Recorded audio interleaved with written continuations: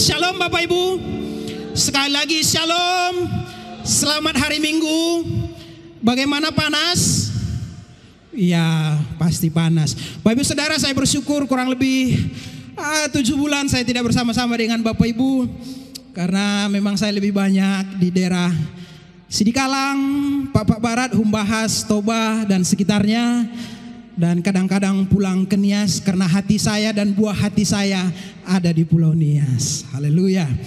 Bapak Ibu Saudara, bulan-bulan ini kita masih berbicara tentang murid Kristus. Sama-sama katakan murid Kristus. Menjadi murid Kristus. Saya ingin menjadi murid Kristus. Saya ingin menjadi murid Kristus. Lirik kiri kanannya, kamu juga murid Kristus. Kok malu-malu? Nampak tadi siapa yang dari rumah antara suami istri agak selek sedikit, nggak mau dia mandang. Gini dia.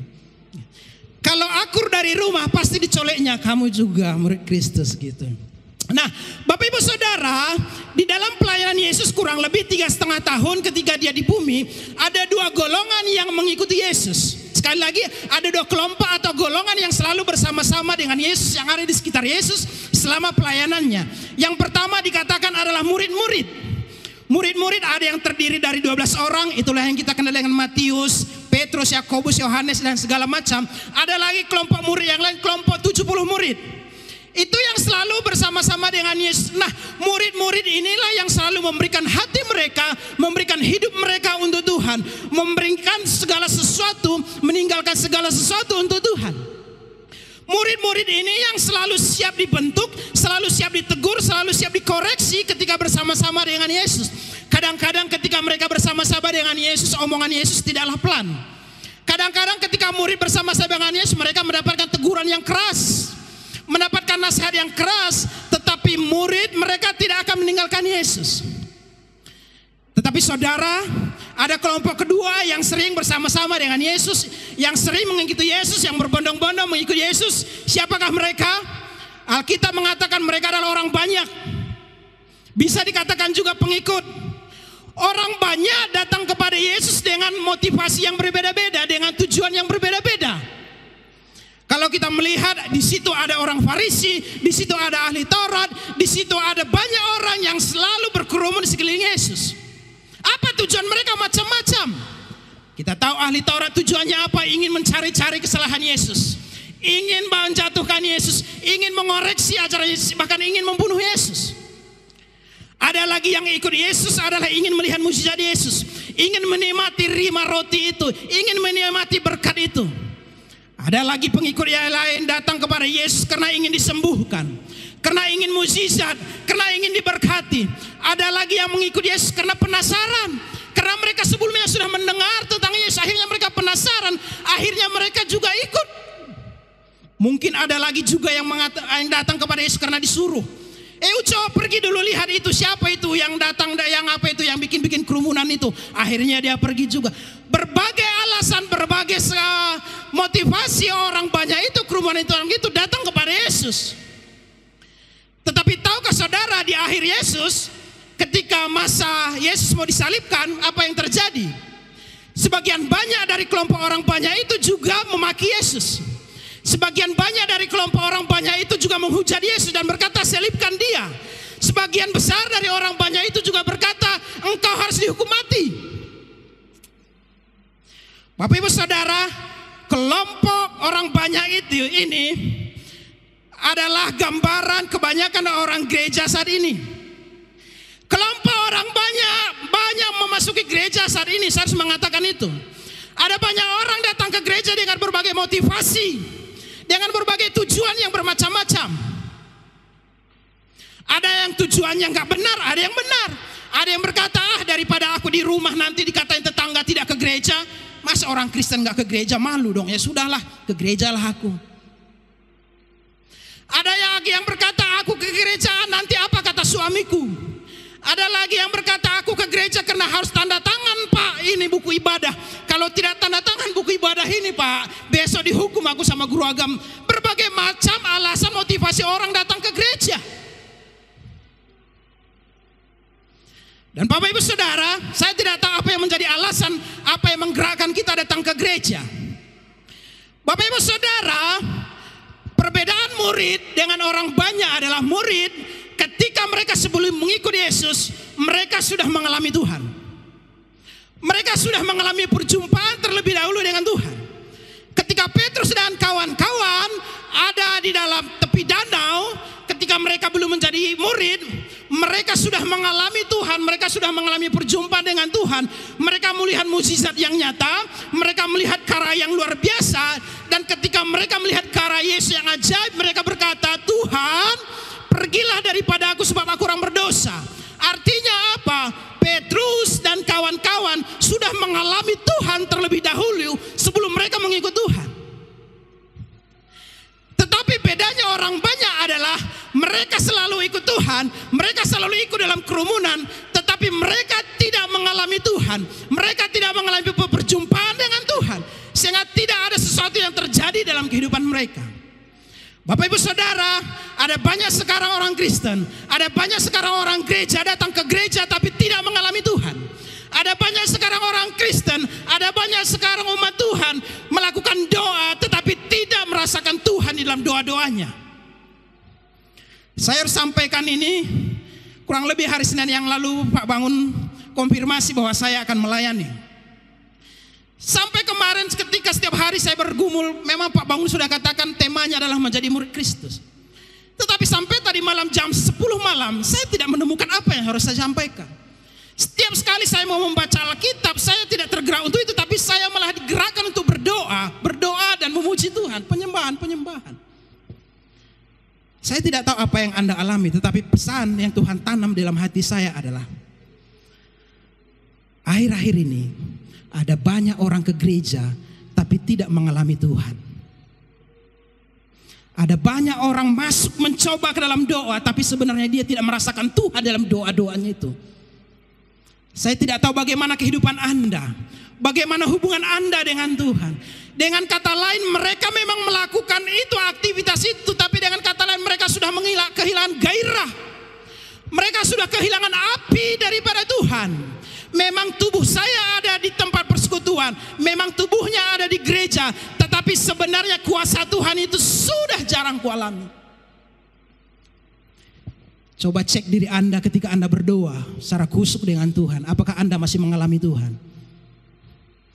Coba Anda cek ketika Anda ke gereja, ke komsel, persekutuan, PA dan segala macam. Apakah Anda mengalami Tuhan di dalam ibadah itu? Kalau Anda tidak mengalami lagi, berarti Anda sudah kehilangan api itu. Anda sudah kehilangan itu. Dan kalau Anda tidak menyadarinya dan Anda membiarkannya terus, lama-lama Anda merasa kekosongan. Kelompok orang banyak, mereka mengikut Yesus tetapi tidak mengalami Yesus dalam hidup mereka. Kelompok orang banyak memanfaatkan Tuhan untuk tujuan pribadinya. Kelompok orang banyak memanfaatkan Tuhan untuk dirinya sendiri, untuk keluarganya. Orang Kristen yang sekadar asal-asalan akan memanfaatkan Tuhan untuk tujuan pribadinya, memanfaatkan Tuhan untuk tujuan keluarganya. Anda tahu memanfaatkan Tuhan, Tuhan berkati aku begini Tuhan, begini ya Tuhan. Setelah dijawab Tuhan, lupa sama Tuhan.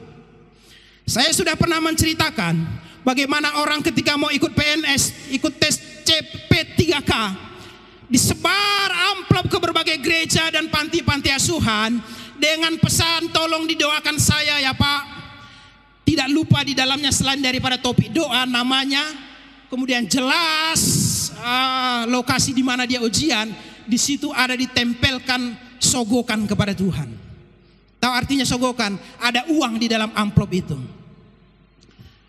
Uang bersama dengan topik doa. Orangnya di mana? Orangnya ada di rumah. Makanya dia mengatakan, aku memang di rumah Pak, tetapi hatiku di gereja. Bapak Ibu pernah mengalami itu? Atau sering melakukan itu? Pak, aku kan hatiku di gereja Pak.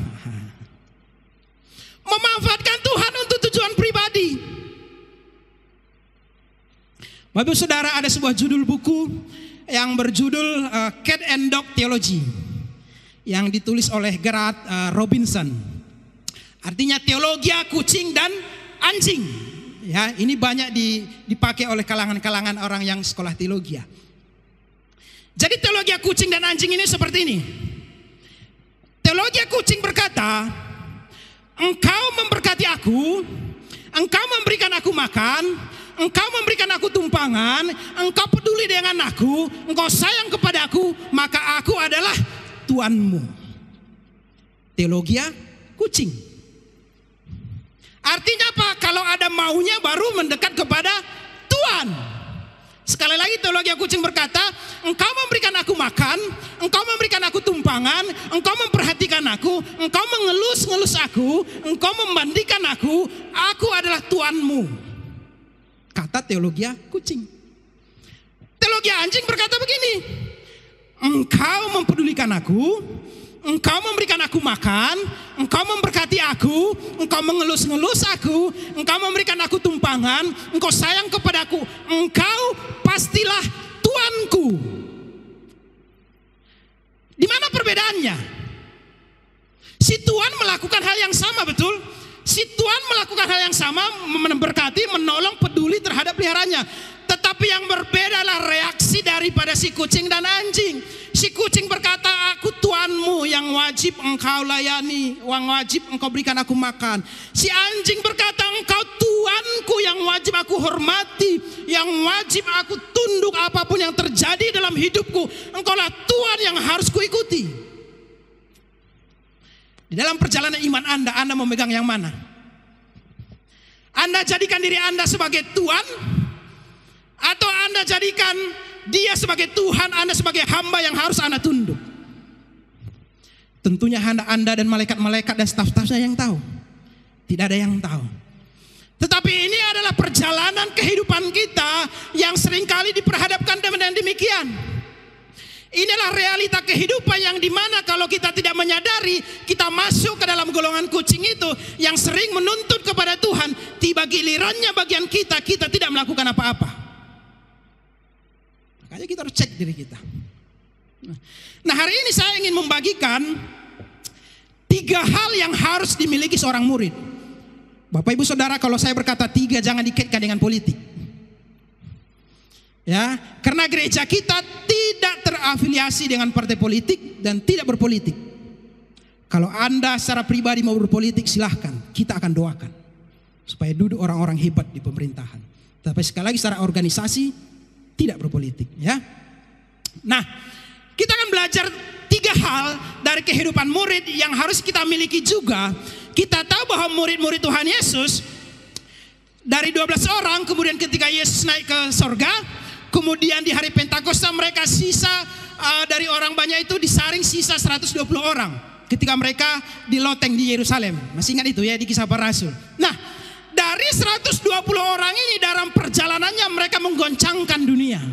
Mereka menggetarkan dunia dengan berita Injil. Dari murid yang hebat-hebat ini, mereka memberitakan Injil dengan berbagai resiko, dengan berbagai tantangan, dan mereka tidak pernah mundur. Dan kita akan belajar dari mereka, kenapa mereka seperti itu. Dan kita akan ambil, saya juga akan seperti itu. Amin. Mari kita buka Alkitab kita dari Lukas 18 ayat yang ke-28. Ya, bagi Bapak Ibu yang tidak punya Alkitab atau tidak bawa Alkitab atau menyimpan rapi Alkitabnya, silahkan baca ke sini, saya baca ke sana, kita baca secara bersama-sama biar kita kompak. Setuju? Kita baca secara bersama-sama, 1, 2, 3. Petrus berkata, kami ini telah meninggalkan segala kepunyaan kami dan mengikut engkau. Sekali lagi, Petrus berkata, kami ini telah meninggalkan segala kepunyaan kami dan mengikut engkau. Bapak Ibu Saudara, hal yang pertama yang perlu kita belajar dari murid Tuhan Yesus adalah mereka telah meninggalkan segala sesuatu dan mengikut Yesus. Dengan kata lain, murid Tuhan Yesus, seorang murid harus berani bayar harga dalam kehidupannya. Maka di bawah, kalau kita baca selanjutnya, Yesus mengatakan, barang siapa meninggalkan ayah ibunya, keluarganya, sanak familinya karena aku, maka dia akan menerima upah di sini dan yang akan datang. Perkataan Petrus mengatakan kami sudah meninggalkan ini itu berbicara mereka mengorbankan banyak hal untuk menjadi murid Tuhan. Emang gampang meninggalkan profesi untuk ikut Tuhan? Itu sesuatu yang tidak gampang. Anda yang punya profesi mungkin penghasilannya lumayan, itu tidak gampang. Tetapi murid-murid Yesus melakukan itu. Artinya apa? Ada sesuatu yang mereka korbankan dalam diri mereka ketika mereka mengatakan saya mau menjadi murid. Ada sesuatu yang mereka korbankan ketika mereka menjadi murid. Sebagai orang Kristen, kalau kita mengatakan Tuhan, aku mau jadi murid, ada hal-hal tertentu yang mau tidak mau wajib kita korbankan dalam diri kita. Apa itu? Mungkin kenyamanan kita. Apa itu? Mungkin hobi kita. Apa itu? Mungkin itu kebiasaan-kebiasaan kita selama ini. Kalau kita mengatakan aku mau menjadi murid Kristus, mau tidak mau korbankan itu. Orang yang pecinta voli olahraga itu biasanya hari Minggu itu jam-jamnya itu mulai dari pagi sampai siang. Tapi di satu sisi kan kita harus beribadah. Anda mau pilih yang mana? Ya, jadi itu saudara, ada yang harus kita korbankan dalam diri kita. Ada sesuatu yang harus kita tabrak di dalam diri kita. Bapak Ibu Saudara, memang enak kalau biasanya kita diperhadapkan dengan di gereja ini, engkau harus gereja, engkau harus komsel, jam doa, pemuridan, itu yang ditujukan, itu yang diharapkan kita sebagai jemaat dari murid. Makanya kalau pembina mengatakan yo pembinaan, yo doa, yo ini yo itu, jujur mengatakan itu enak, itu gampang lah. Saya mengatakan itu tidak gampang. Anda baru pulang misalkan dari kantor jam 5 sore, kemudian jam 6 atau jam setengah 7 sampai di rumah, jam setengah 8 harus komsel lagi. Secara daging enak gak? Tidak enak kita baca, aduh aku lagi capek ini, komsel bisa minggu mendatang aja. Tapi ketika Anda berpikir aku adalah murid, Anda mengatakan yes, aku memang capek, daging ini memang capek, tetapi itu adalah bagian yang harus kulakukan. Tiba lagi hari Kamis, tiba lagi ibadah dan segala macam, kita diperhadapkan dengan hal-hal yang kadang-kadang membuat kita aduh berat sekali. Tapi belajar dari murid, mereka meninggalkan segala sesuatu. Saya tidak sedang mengajarkan untuk Anda meninggalkan keluarga kita. Saya tidak sedang mengajarkan untuk Anda bisa meninggalkan ini dilakukan. Saya tetap meyakini, saya secara pribadi tetap meyakini 3 hal urusan dalam Tuhan itu dan wajib kita lakukan. Yang pertama Tuhan, yang kedua keluarga, yang 3 pelayanan. Saya masih memegang itu. Artinya apa? Tuhan itu berbicara tentang hubungan pribadi Anda dengan Tuhan, intimasi Anda dengan Tuhan, doa-doa Anda dengan Tuhan. Keluarga berbicara tentang bagaimana ketika Anda hidup dengan Tuhan, maka Anda berdampak bagi keluarga. Anda akan jadi berkat bagi anak-anak, bagi istri, bagi suami dan segala macam. Tetapi yang ketiga adalah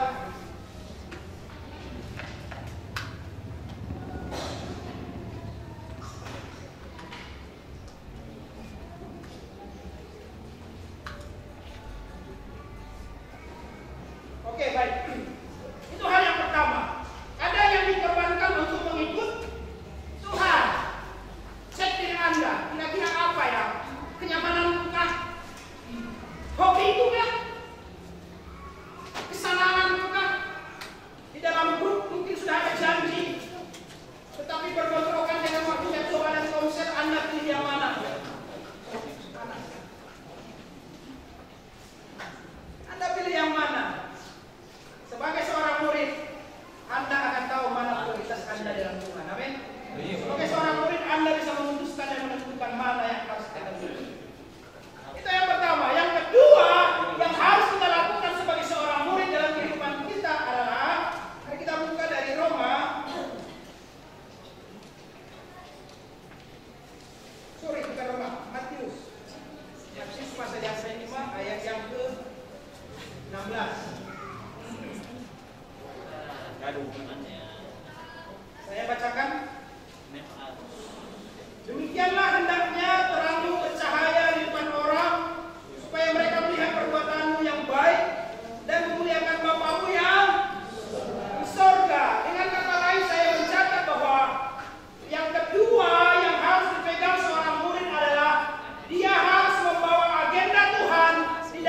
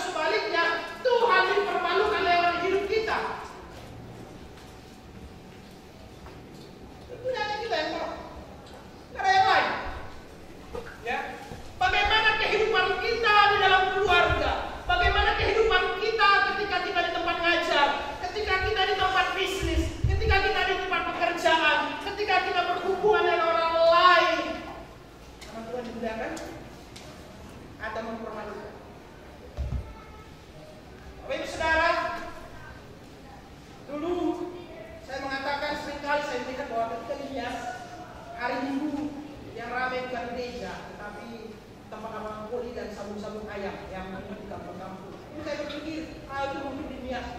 Selama 7 bulan saya kurang lebih di daerah Toba sekitarnya, ternyata mirip-mirip. Yang di sana lebih mirip lagi. Orang Batak itu kalau nyanyi suaranya tinggi-tinggi, agak tinggi dia, tinggi dari suara Bapak.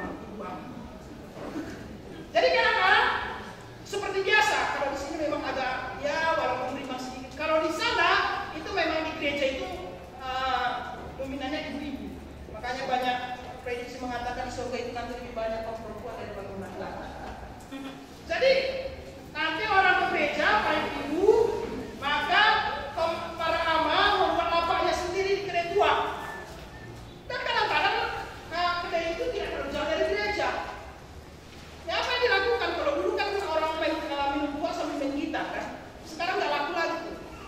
Sekarang udah main karaoke dia. Kan udah canggih dia. Makanya apanya juga lebih kusuk dia. Jadi Bapak Ibu bisa saja di gereja ada nyanyian, di tempat ini juga ada nyanyian. Suaranya lebih tinggi yang di sini. Yang di kedai tua, di sini kadang-kadang terkalah. Suaranya bisa bergetar. Dan kadang-kadang kalau orang udah minum 1 gelas itu penghayatannya lebih tinggi. Bisa sambil memejamkan mata, merenung dan berjalan. Makanya kadang-kadang saya nggak percaya, nggak 100% percaya kalau orang menyanyi itu memejamkan mata itu masuk hadirat Tuhan. Bukan menyindir ya Bro. Ya kita nggak tahu apa yang membuat dia memejamkan mata. Tetapi memang ketika orang memuji Tuhan memejamkan mata, kadang-kadang tanpa disadari itu bisa meneteskan air mata. Ya, bisa meneteskan air mata. Merasakan jamahan Tuhan. Mungkin tadi malam istri saya bingung, kenapa lelaki yang rewel ini menangis gitu.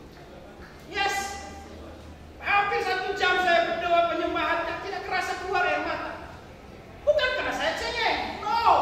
Masa saya cengeng? Mungkinlah istri saya seringnya marah. Kalau saya melemahkan dia yang marahin saya. Memang doa menangis bukanlah ukuran orang dimensi doa, bukan. Saya meyakini itu. Tetapi saya meyakini ketika orang di dalam berdoa sampai meneteskan air mata, ada sesuatu yang terjadi di dalam batinnya. Ada sesuatu yang terjadi dalam kehidupan. Ya. Dan itulah makanya Tuhan mengatakan hendaklah terangmu bercahaya di belakang orang. Amin.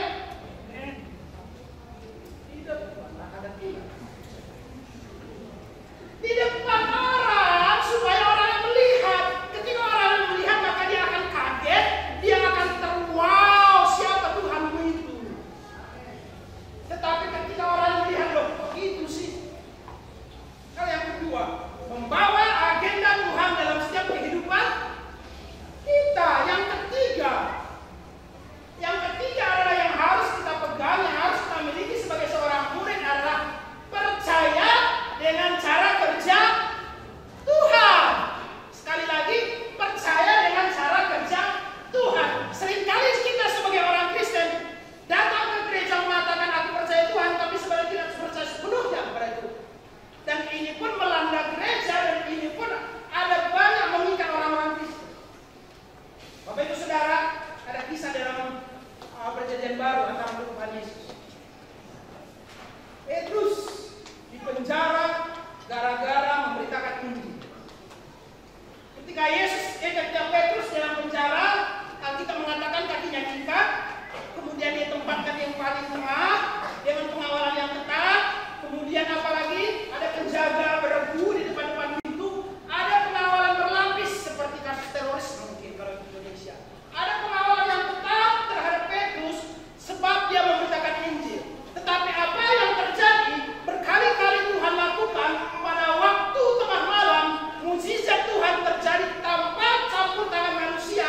Rantai dan kunci itu lepas, kunci-kunci di pintu juga lepas, dan Petrus bisa keluar dari penjara tanpa bantuan manusia. Itu kehidupan Petrus. Tetapi ingat, ada satu kisah lagi dengan murid Tuhan Yesus yang lain yang bernama Stefanus. Stefanus ketika dia mulai menceritakan tentang sejarah Injil dengan panjang lebar apa yang terjadi, maka dia dihukum, dia dirajam. Rajam pada waktu dulu adalah dia dikubur setengah badan.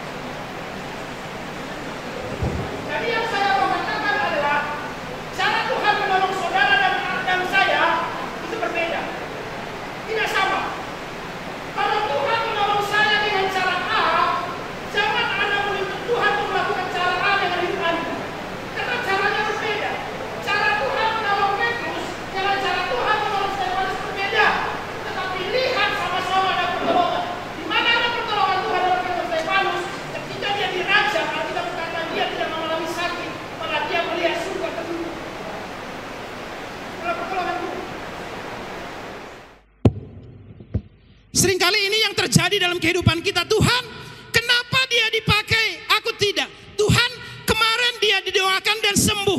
Aku sudah berkali-kali didoakan tidak sembuh. Tuhan, kenapa orang tuaku ketika didoakan ditupang tangan dia mulai pulih, dia sembuh. Kenapa orang tuaku ketika didoakan malah Engkau panggil? Itu pertanyaan-pertanyaan yang sering terjadi. Tuhan, kenapa dia yang sebenarnya menurut saya Tuhan lebih baiknya hidup saya Tuhan, tetapi kenapa ada berkat sama dia? Padahal sama saya Tuhan, saya sudah A sampai Z, tapi kenapa Tuhan seperti ini hidupku? Seringkali seperti itu kan? Kita mengatakan kita sudah menyangkal diri, melakukan A sampai Z, tapi dia promosinya lebih cepat, sat-set gitu dia. Promosinya lebih tinggi. Tapi aku Tuhan kenapa? Anda jangan bertanya-tanya, di dalam Alkitab itu sudah terjadi. Petrus dibebaskan ada mukjizat. Di dalam Stefanus juga ada mukjizat, dia tidak merasakan sakit tetapi dia harus mati. Bapak Ibu Saudara, seringkali kita dihadapkan seperti dalam kehidupan kita. Teman kita yang baru memulai, akhirnya dia lebih cepat dari kita. Kita merasa kok gini ya. Teman kita yang tadinya di belakang kita kok tiba-tiba di depan ya, kok gini ya. Tapi sekali lagi percaya dengan cara kerja Tuhan. Bahwa Tuhan menolong, memberkati setiap kita masing-masing dengan caranya yang tersendiri. Amin. Makanya jangan berkata, ada orang berkata, kadang-kadang saya protes dengan lagu itu, tapi memang bagus dia. Kalau lain disembuhkan, aku juga. Itu kan. Akhirnya apa? Dia berkata kemarin dia didoakan sama pendeta itu sembuh, maka sekarang aku pasti sembuh juga. Akhirnya apa? Tuhan melakukan cara yang berbeda, akhirnya kekecewaan yang ada.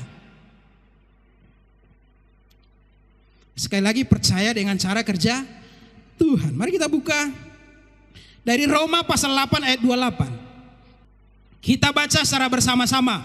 1, 2, 3. Kita tahu sekarang bahwa Allah turut bekerja dalam segala sesuatu untuk mendatangkan kebaikan bagi mereka yang mengasihi Dia, yaitu bagi mereka yang terpanggil sesuai dengan rencana Allah. Alkitab mengatakan bahwa Allah turut bekerja dalam segala sesuatu dalam kehidupan kita untuk mendatangkan kebaikan bagi kita. Allah turut bekerja dalam segala sesuatu untuk mendatangkan kebaikan bagi hidupmu, bagi keluargamu, bagi bisnis, bagi semua aspek kehidupanmu. Ketika kita percaya bahwa itu yang terbaik cara kerja Tuhan. Bapak Ibu Saudara, kadang-kadang kita protes kepada Tuhan, terlalu banyak protes. Kadang-kadang kita, karena kita sudah memiliki pola pikir sendiri, kita tidak terima cara kerja Tuhan. Pada waktu anak saya yang paling kecil umur 3 tahun kalau nggak salah, kami pergi ke salah satu puskesmas karena dia demam. Biasanya demam seperti itu juga sudah sering dialami. Kemudian setelah dicek,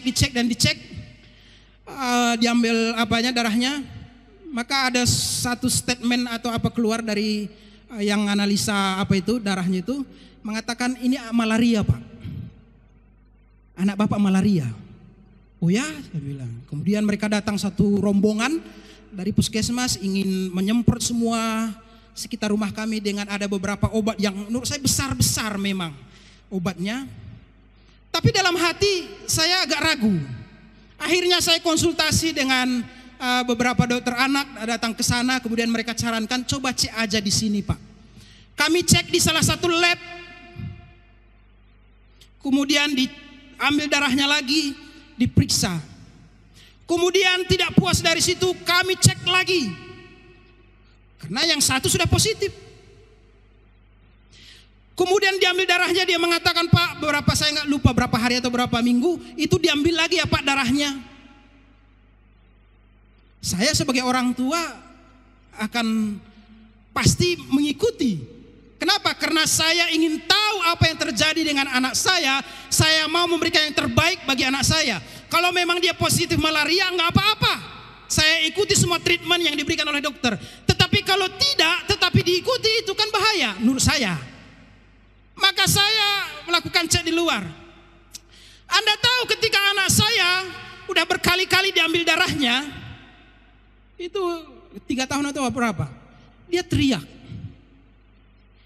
Itu kan bukan hanya disuntik, kan apa dia? Ketika dia menangis, dia berteriak, apa yang saya lakukan? Umur segitu kan lasak dia, gini-gini dia. Kalau bisa ditampar pun apa itu, yang ambil darah itu kan. Apa yang saya lakukan? Saya peluk dia, saya pegang kedua tangan dia dan saya izinkan dia darahnya diambil. Anda tahu ketika dia diambil darahnya, dia tidak bisa bergerak lagi bebas karena sudah saya peluk. Apa yang dia katakan? Papa sakit.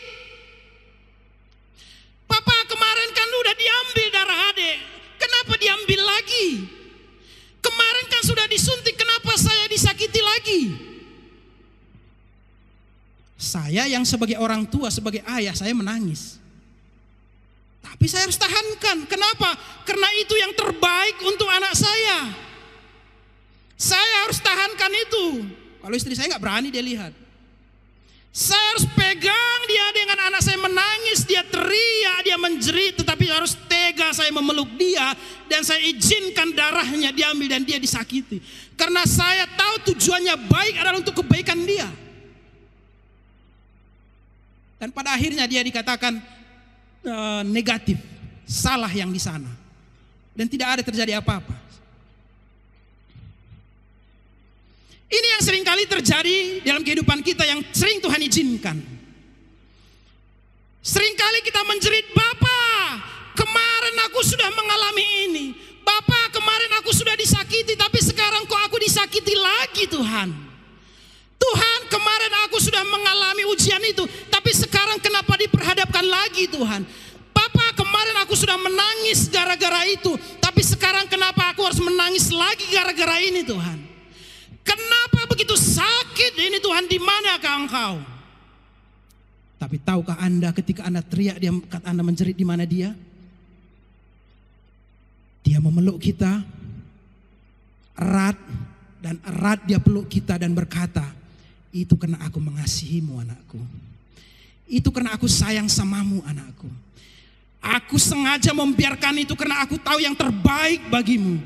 Aku tahu apa yang terjadi di depan. Aku tahu memberi yang terbaik bagimu. Dia izinkan, dia peluk kita sambil mungkin dia menangis, kita menjerit. Itulah cara kerja Tuhan dalam kehidupan kita. Sebagai seorang murid, bagaimana kehidupan kita? Apakah kita ada dalam masa-masa ini, masa-masa teriak, masa-masa menjerit dan berkata, Tuhan, sampai kapan ini Tuhan? Tuhan, berapa lama lagi ini Tuhan? Tapi ketika engkau memiliki hati sikap sebagai seorang murid, engkau akan tahu, kelak di depan itu engkau akan melihat bahwa karya Tuhan indah dalam kehidupanmu. Amin. Engkau akan melihat bahwa ketika engkau teriak, ternyata dia sedang memelukmu. Engkau akan melihat bahwa sebenarnya dia sedang memegang tanganmu.